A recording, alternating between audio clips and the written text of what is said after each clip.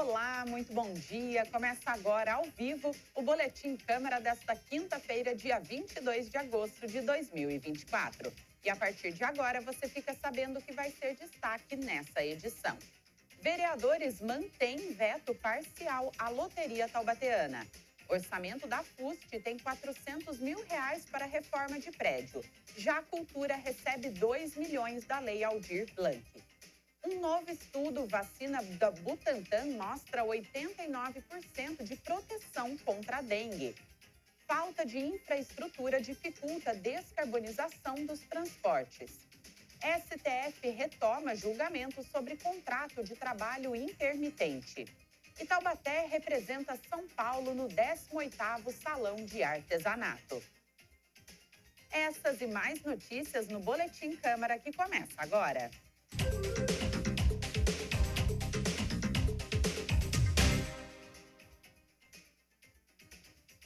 Nós começamos o nosso Boletim Câmara com as informações sobre o trânsito, para você que vai utilizar as principais rodovias que cortam a nossa cidade.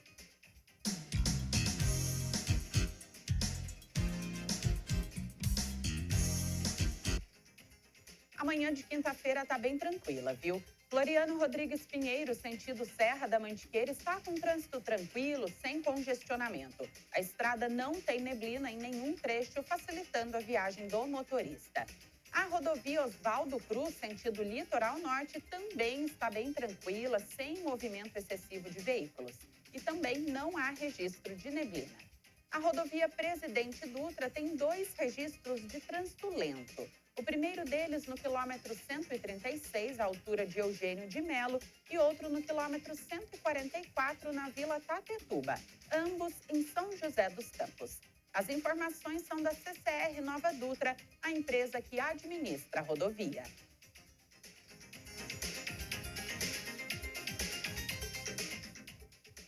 E um projeto apresentado pela Prefeitura há 6 meses alterou regras da loteria taubateana. O texto recebeu emendas durante a votação aqui na Câmara e essas mudanças foram vetadas pelo prefeito. E na sessão desta semana, os vereadores decidiram se manteriam ou recusariam o veto. O repórter Lincoln Santiago traz os detalhes. Na sessão do dia 20, a Câmara de Taubaté manteve o veto parcial do prefeito José Saldi ao projeto de lei que modifica o destino das receitas obtidas com a loteria taubatiana. O texto vetado havia sido incluído no projeto original por emenda apresentada pela Comissão de Justiça e Redação e aprovada pelo plenário. Com a alteração, a comissão havia determinado que metade da arrecadação seria distribuída entre o pagamento de prêmios e o do imposto de renda, 20% seriam destinados para a manutenção dos serviços e remuneração do agente de loteria, 15% para o regime próprio de previdência municipal e 15% para ações e projetos voltados à assistência social, direitos humanos, esporte, cultura, saúde, segurança pública, meio ambiente e bem-estar animal. Na mensagem de veto, o prefeito alegou que a Câmara invadiu uma competência exclusiva dele e que a proposta havia sido enviada para votação com o objetivo de dar autonomia para a Secretaria da Fazenda regulamentar o percentual adequado de compartilhamento para cada modalidade lotérica. Dessa forma, o prefeito sancionou, em 20 de julho, a Lei 5.957, contendo o trecho que não foi vetado. 10 vereadores acompanharam o veto e 5 se manifestaram contrários. Como a maioria entendeu a justificativa do prefeito, o trecho vetado será arquivado. Obrigada, Lincoln. E para você que está em casa entender, o veto acontece quando o prefeito não concorda com um projeto ou com parte do texto. Mas para isso ele precisa enviar aqui para a Câmara uma justificativa, seja técnica ou política, explicando os motivos da sua decisão. Esse documento é armazenado junto com a tramitação do projeto de lei e serve de referência para os vereadores analisarem se eles concordam ou não com a justificativa do chefe do Executivo. E qual é a sua opinião sobre esse assunto? Eu quero convidar você que nos acompanha a compartilhar conosco a sua opinião sobre este e outros assuntos também. Nós queremos saber o que você pensa sobre os projetos de lei, sobre as matérias e também sobre as notícias que nós trazemos aqui no Boletim Câmara. O nosso WhatsApp para contato é o DDD 12 3625 9525. Fique à vontade para participar aqui do nosso programa.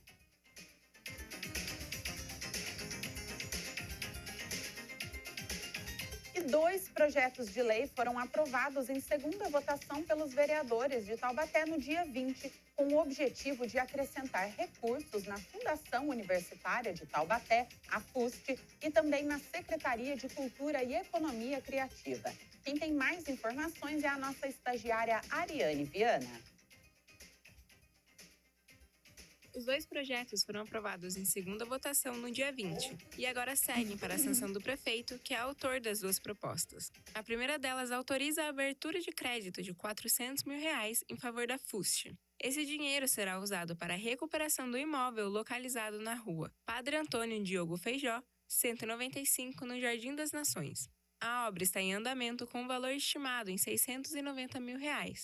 No entanto, alterações do projeto resultarão no aumento do custo para aproximadamente R$ 800 mil.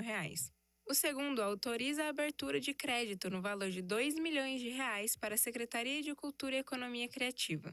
Os recursos têm origem no superávit financeiro apurado no ano anterior e no excesso de arrecadação de rendimentos federais da Lei Aldir Blanc. Obrigada, Ariane, pelas informações. E esse abertura de créditos, ele é um recurso utilizado no orçamento municipal quando se tem uma receita extra ou acima do esperado. Então, o prefeito precisa dar uma finalidade para a utilização desse dinheiro, tendo em vista que ele não estava previsto na Lei Orçamentária Anual, a LOA, que geralmente é votada no mês de dezembro para vigência no ano seguinte. E agora nós seguimos aqui com a nossa entrevista do dia. Hoje nós vamos falar tradicionalmente, quinta-feira, vocês já sabem, a gente fala sobre esporte com o Miguel Cáter, que comanda o programa Jogo Franco, que acontece toda segunda-feira ao vivo aqui na TV Câmara a partir das 5 horas da tarde. Bom dia, Miguel, seja bem-vindo mais uma vez. O que você traz de bom pra gente hoje? Bom dia, Ana. Bom dia a todos que nos acompanham. Olha, tem bastante coisa aqui. Está definidas as oitavas de final da segunda divisão, já está definido a semifinal da primeira divisão, tem rodada recente do quarentão e a semifinal do juvenil. E temos também informações quentinhas da nossa equipe de paratletas que estão em Paris, né? Estão treinando, chegaram lá dia 16 e eu tenho as informações aqui que foi passado pelo nosso querido amigo, o Ronaldo Casarim. Mas vamos começar falando pela segunda divisão, oitavas de final. Não teve a rodada nesse último domingo, porque nós tivemos os jogos de volta das quartas de final da primeira. E está meio que intercalando. Um domingo é a primeira, um domingo é a segunda, a decisão da Liga. Vamos falar dos jogos das oitavas de ida da segunda divisão, então. 13 de maio encara o Parque Urupês, o Rodoviário pega a Gurilândia, Rodoviário Cidade Jardim pega a Juventus, o Estoril City pega o Flamenguinho, Vila Nogueira enfrenta o Parque Aeroporto, Interzurk, Unidos do Marlene Miranda, o Belém encara a Unidos da Vila e o Brooklyn, o Gena, o Nova América. Então, esse é o jogo de ida que acontece, os jogos de ida que acontecem nesse domingo. Entretanto, a primeira divisão não acontece a semifinal, os jogos de ida nesse domingo e vai acontecer no dia 1º de setembro, tá? Então, nesse domingo vocês vão curtir a segunda divisão. E a semifinal, os cruzamentos ficaram assim. Vila São Geraldo e Unidos do São Gonçalo, lá na Fazendinha, né? Unidos do São Gonçalo, que fez a melhor campanha na primeira fase. E o outro jogo, União Operária e Murisco. Murisco, que é o atual campeão. Vai ser duelo de gente grande. E essas partidas de ida da semifinal, que acontece dia 1º de setembro. Temos também a semifinal ida da categoria juvenil. Juventus e Unidos do São Gonçalo, Água Quente, 15 de novembro, lá do Chafariz. Esses jogos acontecem nesse domingo, dia 25 de agosto, tá? São jogos de ida. E o Quarentão começou, o Quarentão tá trazendo alegria pra rapaziada no sábado. Então, dia 17 de agosto, Ana, tem Juventus e Flamenguinho, tem Vila São Geraldo Teve, aliás, no dia 17, Juventus e Flamenguinho, e o Juventus perdeu em casa, 3-0 para a equipe do Flamenguinho.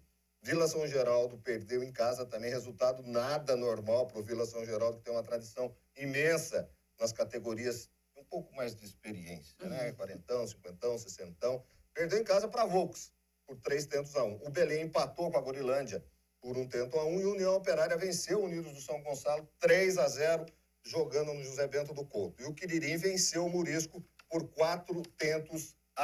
Esse, o quarentão.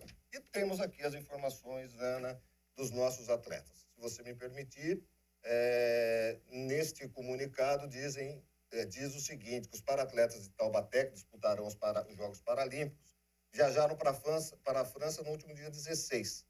E a delegação de paratletismo se instalou na cidade de Troyes, onde o Comitê Paralímpico montou toda a estrutura, né, e a aclimatação dos atletas brasileiros antes de se instalarem definitivamente na Vila Olímpica em Paris. Os atletas estão realizando treinos diários, bem como contando com total suporte de médicos, fisioterapeutas, massoterapeutas e psicólogos para a manutenção física e psicológica dos atletas nesse tempo que antecede as Olimpíadas. Deve ser uma pressão, né? Com certeza. 3 anos de preparação, esse ciclo paralímpico, chega na hora. Enfim. E sobre números, a equipe de paratletismo é composta por 71 atletas, com deficiência e 18 atletas guias, totalizando, então, 89 competidores de todo o país que estão em Paris, Ana. O número representa um recorde do atletismo brasileiro em uma edição dos Jogos, superando, inclusive, a quantidade de atletas convocados para o evento que teve aqui no Rio em 2016, e que o Brasil foi sede, né? A ocasião, o Comitê Paralímpico Brasileiro convocou 61 esportistas e 18 atletas guia da modalidade. A delegação do paratletismo viajará para Paris. Eles estão em Troyes, lembrando, vão para Paris no dia 27. E a abertura dos Jogos acontece no dia 28.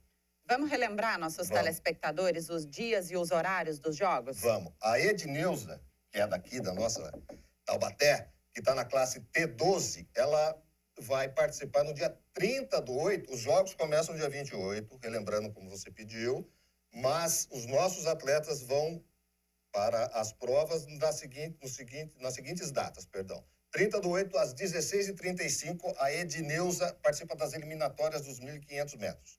E no dia 8/9 de setembro, às 3h15, ela participa da maratona. O André Rocha, que está participando da sua primeira Paralímpica, ele é bicampeão mundial da classe F52, do lançamento de disco. A prova dele acontece no dia 1º de setembro, às 2h25 da tarde. Então, todo mundo atento que tem transmissão na TV, hein? Vamos torcer para o André Rocha. E o Alessandro Silva, que é medalha de ouro, né, de Tóquio, na classe F11, no dia 2 de setembro, às 3h35, arremesso de peso, na final. E depois, no dia 5, às 6h25, aí tem o lançamento do disco. Então tem arremesso de peso, o Alessandro participa dessa modalidade, e no dia 5 de setembro, às 6h25, o lançamento de disco, da qual ele é detentor da medalha de ouro. Todo mundo de olho, e também vamos trazer todas as informações aqui, o dia a dia dos nossos atletas lá em Paris, e trazendo para você no Jogo Franco, e aqui junto com a Ana também no boletim. Toda quinta-feira, né, Miguel? Toda quinta-feira. Combinado, então, recado dado. E o próximo encontro com o Miguel é na segunda-feira, no Jogo Franco, aqui na TV Câmara. Às 17 horas, trazendo tudo o que aconteceu nas oitavas de final da segunda divisão. E também nos Jogos do Quarentão, né? Os Jogos do Quarentão que a gente tá de olho Juvenil. Também.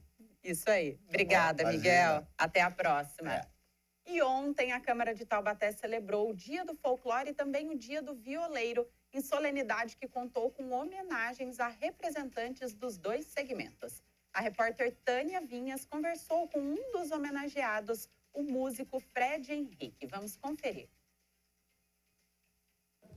Pois é, a solenidade de hoje aqui na Câmara foi o Dia do Folclore e Dia do Violeiro. Tivemos vários homenageados, um deles, Fred Henrique, músico. Como foi receber essa homenagem aqui? Dentre tantos músicos da cidade, você foi escolhido. Qual é essa sensação? É uma honra muito grande poder estar fazendo parte, né, dessa solenidade, e eu confesso para você que para a gente é uma emoção muito, muito, muito grande.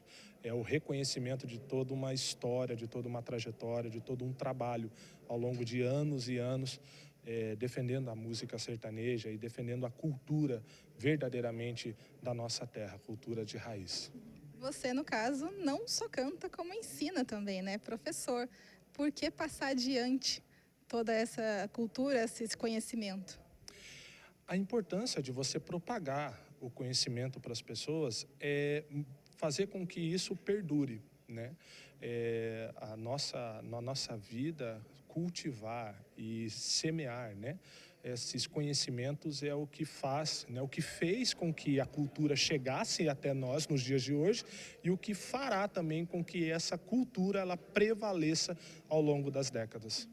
A gente sempre gosta de falar aqui na TV Câmara que cultura, música, arte não é gasto, é investimento. Então eu queria que você reforçasse essa ideia para a gente. Por que é tão importante manter isso? A cultura, ela tem sim a sua importância nos fundamentos e preceitos do cidadão, né? E a cultura ela te remete, ela te faz lembrar da onde você veio, como chegou até aqui e para onde você vai. Ela te norteia, ela norteia as suas éticas morais, cívicas, ela traz a cultura sertaneja, ela traz uma história de todo um povo que sofreu ao longo de décadas para poder nós desfrutarmos do que hoje nós temos. Então a cultura do campo, a cultura da roça, toda essa cultura, a música sertaneja, ela retrata em versos, poesias, melodias e ritmos toda essa luta do nosso povo para chegar até os dias de hoje. Com certeza. E diferente de outras solenidades, porque no dia do advogado ele não vem fazer um processo aqui. No dia do médico não tem nenhuma consulta no plenário, mas no músico, no folclore, no violeiro tem apresentação de música sim. Fred foi um dos que se apresentou. A gente vai mostrar um trechinho de toda essa lindeza que foi aqui no nosso plenário. Depois a gente volta. Depois da curva da estrada tem um pé de araçá. Sinto vir água nos olhos toda vez que passo lá. Sinto o coração flechar, cercado de solidão. Penso que deve ser doce a fruta do coração. Vou contar para o seu pai que você namora. Vou contar com sua mãe que você me ignora. Da dupla Jonathan e Gabriel, Tristeza do Jeca, uma composição de Angelino Oliveira, sucesso nas vozes de Paraguaçu, Amácio Mazzaropi e também Zezé de Camargo e Luciano, que é a versão que nós vamos escutar agora.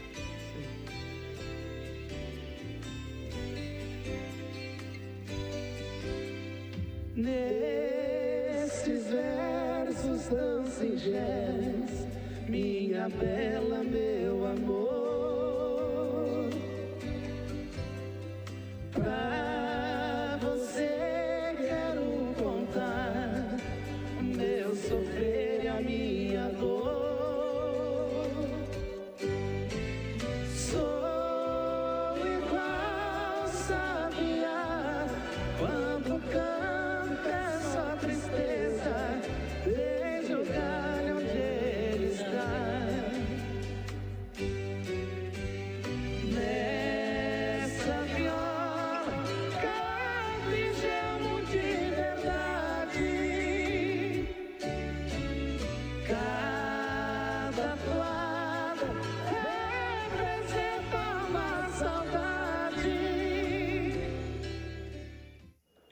participação de Ezequias do acordeon, a dupla Rony Roney vai apresentar pra gente a música Passarinho e Prisioneiro da dupla Chico Rei Paraná.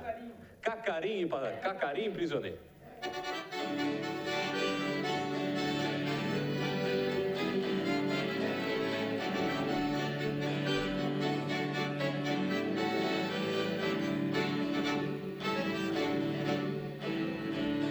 Sou aquele canarinho que cantou em seu terreiro, em frente à sua janela eu cantava o dia inteiro. Depois fui pra uma gaiola, me fizeram prisioneiro. Me levaram pra cidade, me trocaram por dinheiro.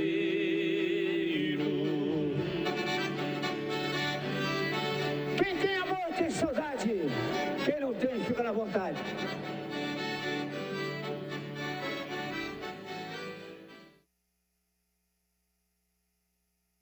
Coisa boa para a gente poder acompanhar aí um trechinho dessa solenidade. Que delícia. E a Tânia também conversou com o vereador Gessé Silva, que foi um dos oradores. Vamos acompanhar. Agora a gente está aqui com o vereador Gessé Silva, ele foi um dos oradores desta belíssima solenidade. Vereador, como é representar o Legislativo, né, ser um dos representantes, para tratar de algo tão importante que não pode deixar escapar dos nossos dedos, que é exaltar o nosso folclore, exaltar os nossos músicos? Olha, Tânia, é uma satisfação muito grande. Me sinto honrado em ser o autor do decreto legislativo do Dia do Violeiro, que nós fizemos essa junção com o Dia do Folclore, nada mais que justo para brilhantar mais ainda a nossa cultura, valorizar nossos talentos de Taubaté, pessoas do dia a dia, pessoas do trabalho comum, que têm o talento da música, do folclore e que contribuem para a cidade. Então a Câmara, ela mais uma vez abre essa oportunidade para pessoas que às vezes ficam no anonimato, mas que hoje a Câmara deu a oportunidade de se destacar, de apresentar o dom que eles têm, que é cantar, que é a cultura, que é trabalhar no teatro, ou fazendo alguma coisa que enaltece o folclore taubatiano e o Dia do Violeiro. É muito bacana, isso não pode parar, a gente tem que melhorar e dar mais condições para que essa veia cultural que Taubaté tem, já de forma natural, ela jamais possa se apagar. Com certeza, e o Legislativo não é só pensar em leis, né? Tem que pensar na cultura também. Exatamente. Nós temos a nossa, como prioridades, projetos, fiscalização do Executivo, mas a Câmara tem um papel fundamental em proporcionar, através de decreto como esse do Dia do Violeiro, que eu fico feliz por ser de minha autoria, mas que foi aprovado por todos os vereadores na época, mostrando que a Câmara também, ela ouve a cidade, ela ouve o taubatiano. Então, nós estamos aqui para proporcionar, além de projeto de lei, de outros trabalhos voltados a isso, também não esquecer da cultura local, da música, do teatro, do cinema. Taubaté está na vanguarda de tudo isso. Nós, enquanto homem público, pessoa pública, precisamos usar essa posição para melhorar ainda mais tudo isso que sempre traz Taubaté para as notícias e notícias boas que estamos precisando. Vereador, no finalzinho da solenidade, o presidente Alberto Barreto pediu a palavra, presidente para presidente, que o senhor estava presidindo na hora. Ele falou, poxa, você é presidente do Conselho da TV, que tal colocar um pouquinho mais de música de violeiros, de música caipira, não só, na TV Câmara? Vai levar essa ideia para o Conselho? Olha, eu vou levar, me comprometi com o presidente da casa, o qual também me nomeou para o Conselho, e eu acredito que estamos fazendo um trabalho exemplar no Conselho da TV, junto com todos os conselheiros. A ideia é pertinente. A cidade vai ter uma oportunidade, ainda mais agora que nós temos a TV aberta, né, Tânia? Então, é uma ideia muito boa a partir do presidente. Levarei sim e acredito que o Conselho vai acatar, porque hoje a TV Câmara tem condição, tem estrutura para pôr mais essa grade para o taubatiano. Fica aí a sugestão, vamos aguardar. Vamos. Obrigada, vereador, pela entrevista. Volto com vocês aí do estúdio. Parabéns aos homenageados pelo reconhecimento. Obrigada, vereador Gessé, pela entrevista e obrigada, Tânia, também. E você que nos acompanha pode verificar essa solenidade e outras também no nosso canal no YouTube, que é o youtube.com/TVC Taubaté. E só atualizando você da nossa agenda semanal aqui da TV Câmara, hoje tem audiência pública sobre alimentação nas escolas a partir das 2h da tarde. Você pode acompanhar ao vivo aqui no plenário ou pela TV Câmara Taubaté.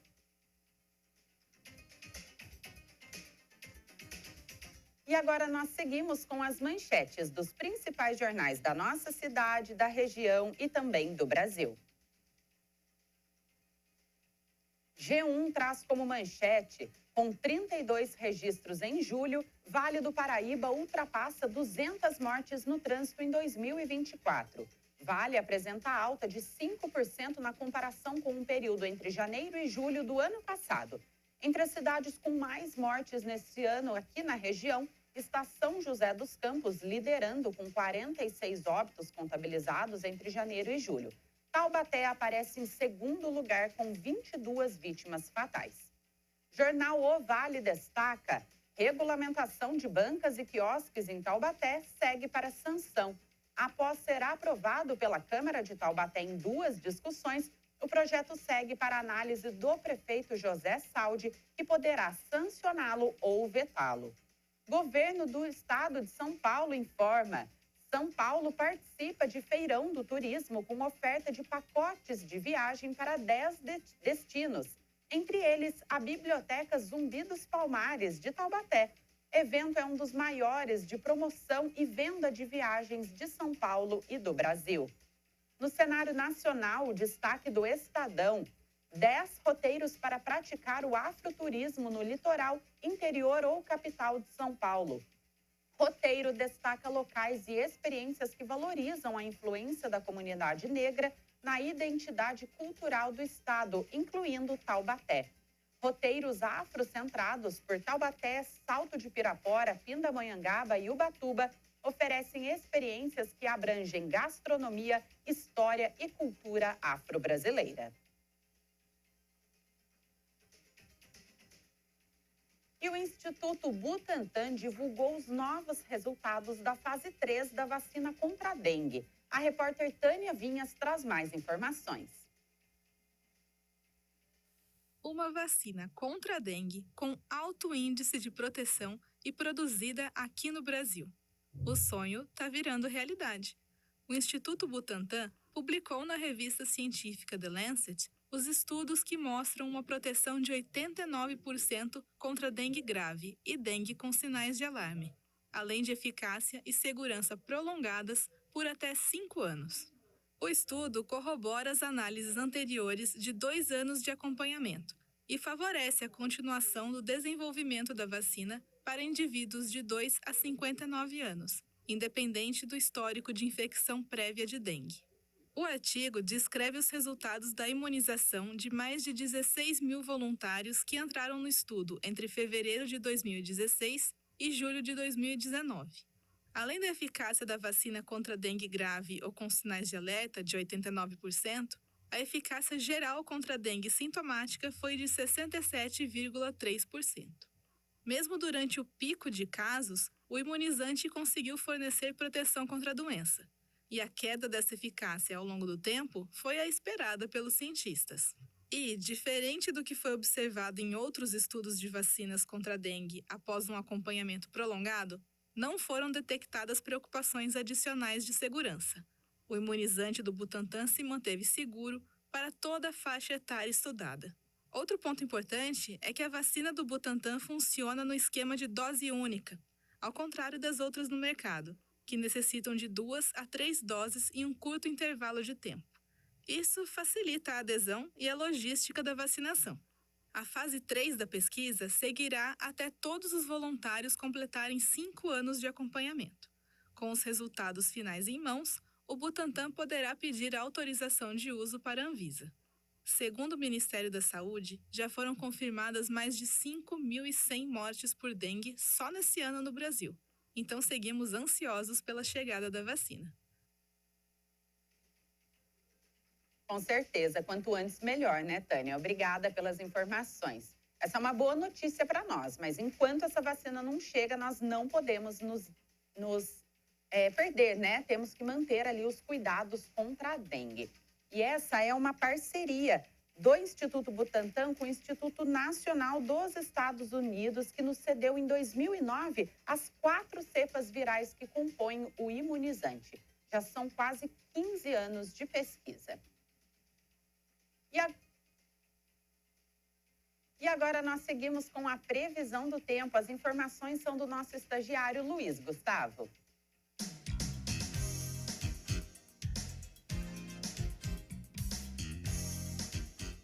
Nessa quinta-feira, Taubaté vai ter um dia de sol, sem nuvens e sem a possibilidade de chuvas. As temperaturas devem variar entre 13 e 32 graus. Os ventos podem chegar a 6 km por hora e a umidade do ar é de 23%. A qualidade do ar é satisfatória. O índice de raio UV é extremo. O sol se põe às 5h48 da tarde. Os dados são do Clima Tempo Meteorologia. Ao VT, o TP. Obrigada pelas informações, Luiz Gustavo. E olha, esses dias aí são de temperaturas bem elevadas e, em contrapartida, a umidade do ar fica em baixa, né? Assim como os outros dias dessa semana, nós vamos ter uma quinta-feira de clima muito seco, com umidade do ar que fica aí na casa dos 20%. Então, vamos continuar nos cuidando, nos hidratando bastante e evitando a exposição externa nos horários mais quentes do dia. Pioneiro na produção de biocombustíveis, o Brasil tem potencial para se tornar referência mundial da economia verde. Mas alguns desafios precisam ser superados. As informações são do repórter Lucas Levi. O setor de transportes, responsável por cerca de 23% das emissões globais de CO2, é crucial no processo de redução das mudanças climáticas. No Brasil, a maior parte dessas emissões vem do transporte rodoviário, que domina 65% da movimentação de cargas e 95% da de passageiros, e contribui com 91,4% das emissões de CO2 no setor, de acordo com o Ministério da Ciência, Tecnologia e Inovação. No entanto, nosso país tem um potencial significativo para descarbonizar o setor de transporte, seja por produção de biocombustíveis, seja pela diversificação dos modais de transporte, aponta Érica Marcos, gerente executiva ambiental da Confederação Nacional do Transporte. O Brasil pode se tornar referência mundial em descarbonização, principalmente pela abundância de matérias-primas e resíduos orgânicos que podem ser utilizados, e pelo potencial de produzir biocombustíveis em grande escala, tanto para o uso interno como para exportação. Apesar desse potencial, o país enfrenta desafios significativos, como a falta de infraestrutura, de pesquisa e de incentivos públicos. Na avaliação de Érica, a infraestrutura limitada para abastecimento de biometano, por exemplo, desestimula os transportadores a investir em biocombustíveis. O mesmo ocorre com veículos elétricos, que ainda carecem de pontos de recarga, especialmente nas regiões Norte e Nordeste. Somente à medida que os transportadores encontrarem mais opções sustentáveis adequadas a cada operação, o país vai avançar em direção à liderança da economia verde. Obrigada, Lucas.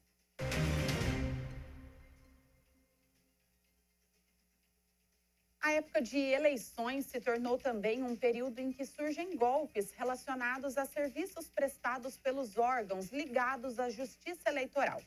Por isso, é muito importante ficar atento, principalmente na internet.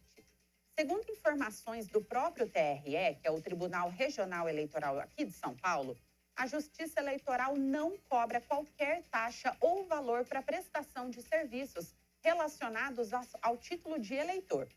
Assim, a emissão, a regularização, alteração de dados no cadastro eleitoral, cadastramento de dados biométricos e transferência de domicílio eleitoral são sempre feitas de forma gratuita.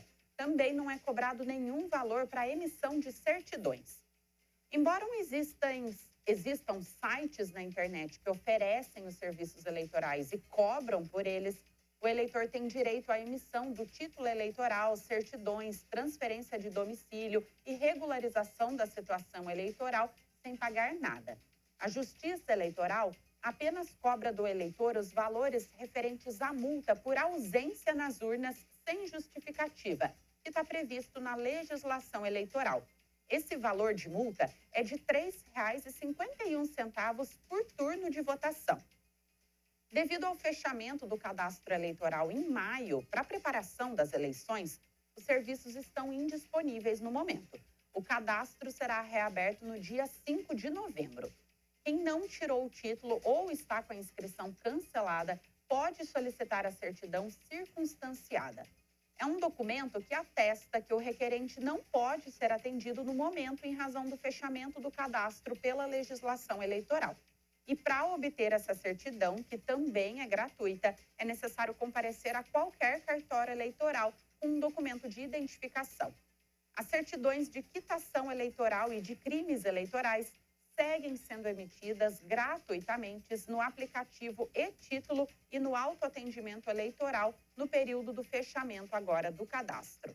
A consulta de débitos e a emissão da guia de recolhimento também estão disponíveis no autoatendimento eleitoral. Se preferir, a pessoa pode solicitar a emissão da guia em qualquer cartório eleitoral. Nenhuma taxa é cobrada por esse serviço. O pagamento das multas pode ser feito por meio de Pix, cartão de crédito ou pelo PEG Tesouro, que é uma plataforma digital do governo para recolhimento de valores.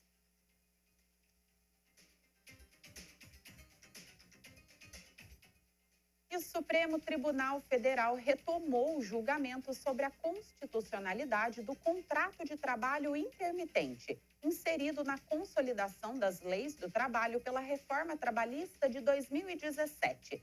Vamos às informações com Lucas Levin.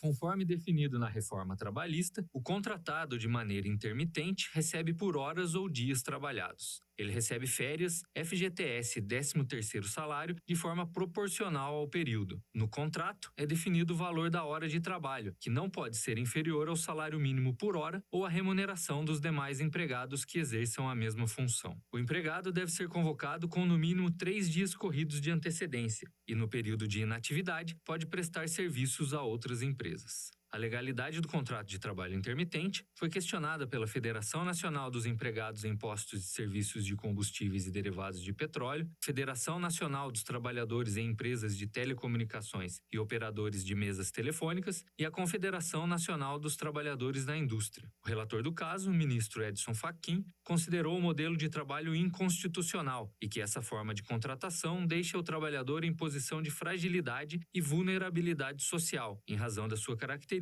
de imprevisibilidade. Obrigada, Lucas.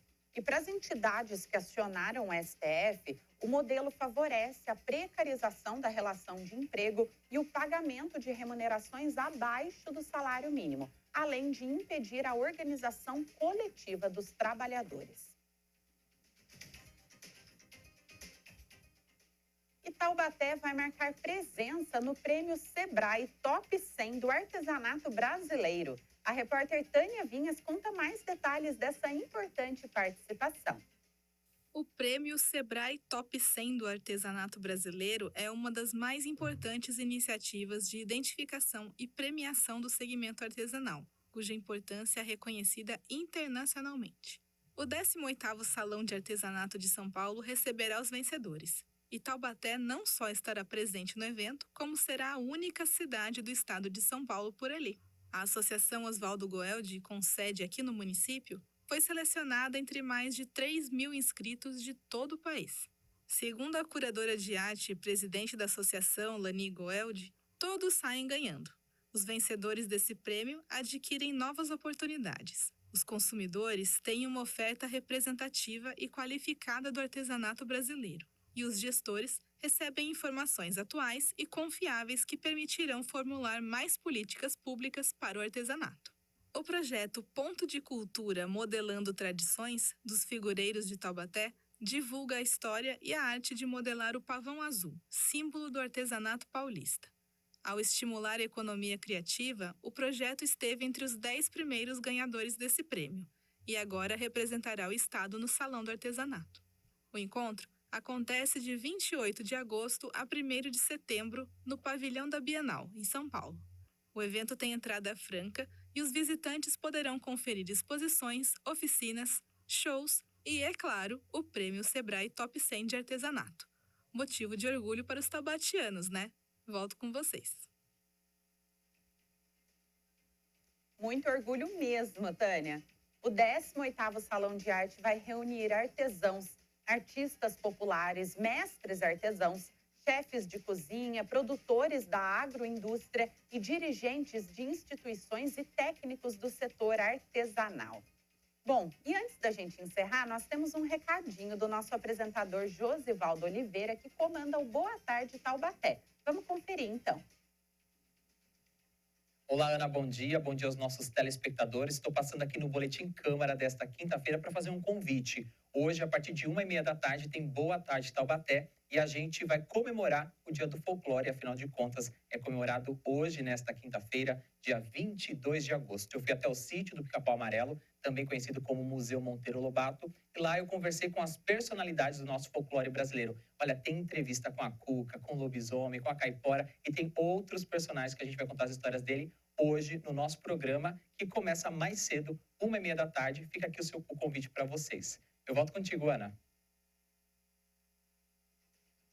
Obrigada, Josivaldo. O convite está feito. Afinal, 22 de agosto é o Dia do Folclore Brasileiro. Então, lembrando, o Boa Tarde Taubaté começa um pouquinho mais cedo hoje, ao vivo, a partir da 1h30 da tarde. E para você que ficou com a gente até aqui, essa foi a nossa edição ao vivo dessa quinta-feira, dia 22 de agosto.